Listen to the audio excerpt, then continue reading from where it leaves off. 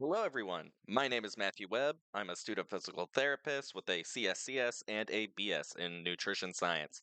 Today, I'm going to be talking about niacin or vitamin B3.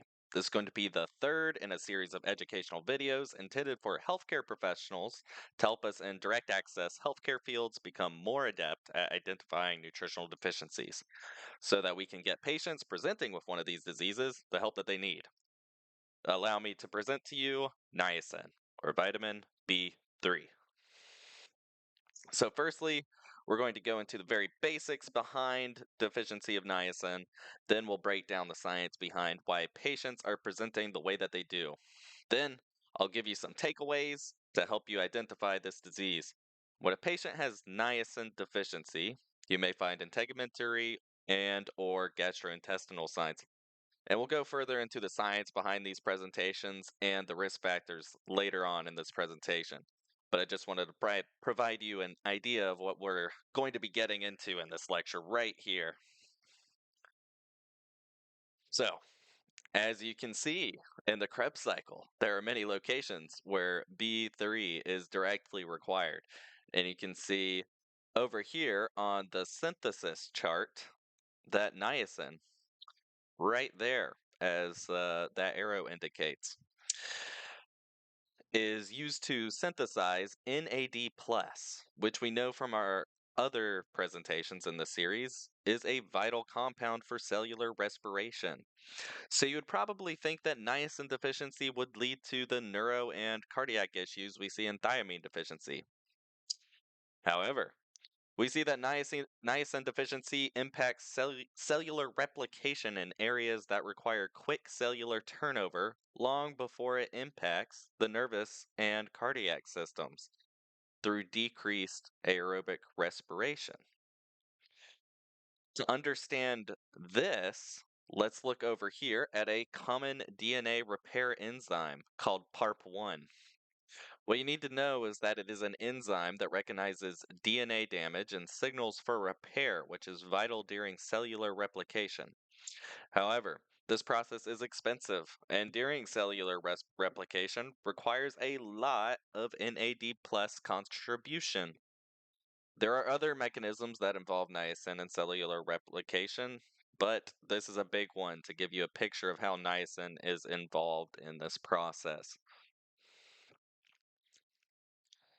All right, the purpose of this slide is pretty simply spelled out. Firstly, the gastrointestinal system and integumentary system have high rates of cellular turnover. Secondly, cellular replication requires higher levels of immediate NAD+, which is a depleted molecule in niacin deficiency. And lastly, DNA and cell repair is impaired in these systems since a key molecule is lacking, leading to chronic inflammation, damage, and atrophy in integumentary and gastrointestinal tissues. Here are some risk factors you can look out for. Alcoholism impairs niacin absorption due to intestinal damage. Niacin is used up in alcohol metabolism. Alcohol acts as a diuretic, increasing urine production, thus increasing niacin excretion. It should be noted, though, that niacin is less susceptible to increased urination than other B vitamins, which is why diuretics aren't in this table. Next, Hartnup disease is a risk factor. This is a genetic defect that impairs absorption of many amino acids in the gut. Tryptophan is one of these amino acids. As established by a graphic in slide 3, tryptophan can be used by the body to manufacture niacin as well as NAD+. If you don't remember what I'm talking about, then you can go back to slide 3 and educate yourself. Gastric bypass surgery can also lead to niacin deficiency because the intestinal tract is shorter, leading to decreased niacin and tryptophan absorption. As far as drugs go, anti-tuberculosis drugs such as isoniazid, pyrazinamide, and ethionamide can increase the risk of niacin deficiency because an enzyme called kynureninase is required for tryptophan to become quinolinic acid. That enzyme is inhibited by anti-tuberculosis drugs. Anticonvulsants as well can cause or can impact the metabolism of vitamin B3 as well as other B vitamins. Some subjective questions to ask would be about past medical history, and you should make note of heart nut disease or gastric bypass surgery. What medications are they taking? Make note of anti-tuberculosis or anticonvulsant drugs, any alcohol consumption, and of course, find out what that looks like. Niacin deficiency is very common in people with severe alcohol use disorder.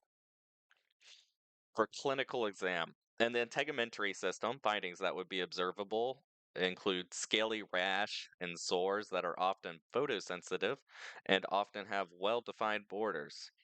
Oral findings would be observable swollen and red tongue, that is glossitis.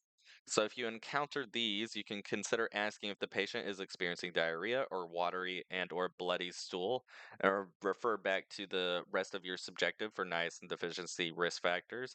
And the reason you're asking for the diarrhea or watery and or bloody stool is going back to the earlier slides where we were talking about the gastrointestinal issues that we see due to decreased cellular replication with niacin deficiency.